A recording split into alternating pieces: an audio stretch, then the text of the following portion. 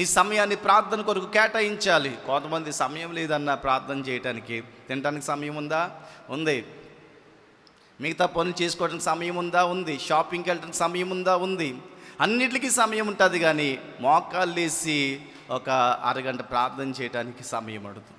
దేవుని బిడ్డలు, ఈ రోజులో బలమైన ప్రార్థన కావాలండి. ఈ అంచె దినాల్లో ప్రతి విధమైన శోధన చేయించి నువ్వు దేవుని కోసం నిలబడాలంటే 5 నిమిషాలు 10 నిమిషాలు ప్రార్థన కాదు, కనీసం గంట దాటి ప్రార్థన చేసే అనుభవంలోనికి రావాలి. కనీసం గంట దాటి ప్రార్థన చేసిన అనుభవంలోకి రావాలి.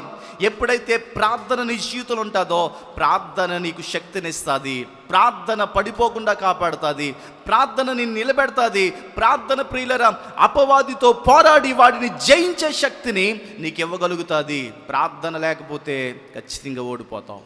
ఈరోజు చాలామంది ఓడిపోవడానికి కారణం ఏంటి? రక్షణ పొంది కూడా పడిపోవడానికి కారణం ఏంటో తెలుసండి. వారి జీవితంలో ప్రార్థన లేకపోవడం బట్టి చాలామంది ఆత్మీయంగా పడిపోతూ ఉన్నారు. చిన్న చిన్న శోధనలకి బెండ్ అయిపోతున్నారు. కారణం ఏంటో తెలుసా? ప్రార్థన నీ జీవితంలో లేదు.